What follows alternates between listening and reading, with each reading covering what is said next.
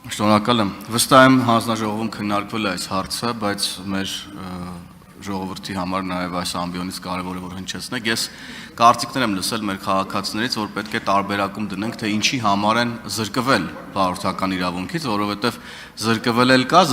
կա իրականում, եւ հատկապես անդրադառնում են ոչ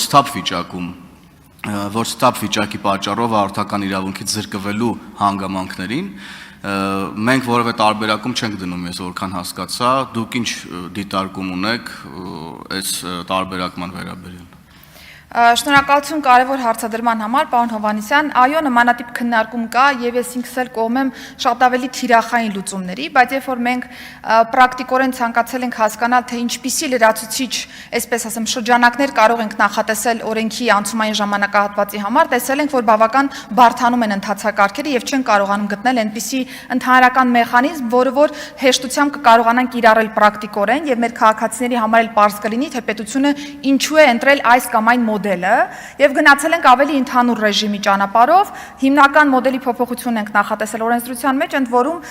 ըստ էության առաջին անգամ զրկված անձանց նմանատիպ հնարավորություն տարբեր պետությունների փորձով տրամադրվում է, իսկ եթե արդեն գործ ունենք երկրորդ անգամ զրկված անձանց հետ, բնականաբար տեսնում եք արդեն իմ զեկուցումից նաեւ, որ ավելի խիստ մոտեցմամբ ենք հանդես գալիս, սա է ուղղակի պատճառը, որ գնացել ենք ընդհանուր ռեժիմի հետևից, բայց նորից եմ ուզում շեշտել, եթե օրինակ դատարանի կողմից կա ակտով վարորդական իրավունքից զրկման դեպք, այսինքն շատ ավելի լուրջ դեպքերի համար է տեղի ունեցել զրկման իրավիճակը դատական ակտով, այս նախագիծը այդ իրավիճակներին չի վերաբերում։ Այստեղ փորձել ենք հնարավորինս համաչափությունը պահել։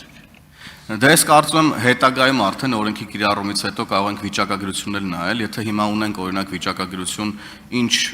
վիճակագրություն կա ոչ ստապ վիճակում զրկված վարորդների մասով, նրանք գերակշռում են, թե այլ պատճառներով են հիմնականում զրկվել վարորդները։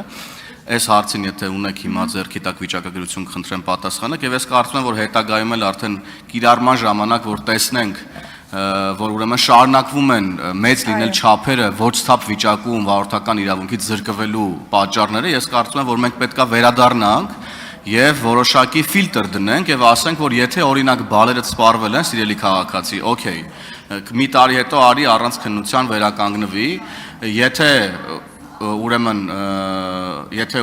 ոչ ստապ վիճակում ես դու զրկվել վարորդական իրավունքից, ապա այս դեպքում ես կարծում եմ մենք մի քիչ ավելի խիստ պետք է ֆիլտրերը դնենք, շնորհակալ եմ։ Պարոն Հովհաննիսյան, միանշանակ մենք մոնիտորինգը շարունակելու ենք օրենքի ուժի մեջ մտնելու պայմաններում եւ կհասկանանք, եթե կա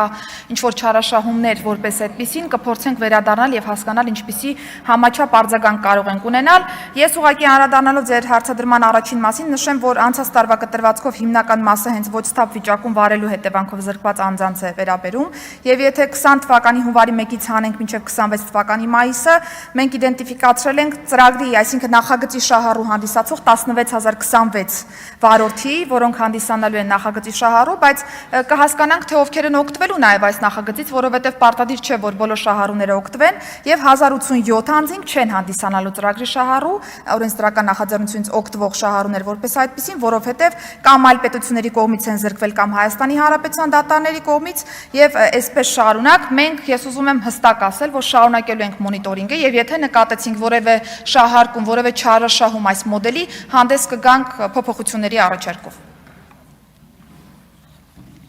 Շնորհակալություն։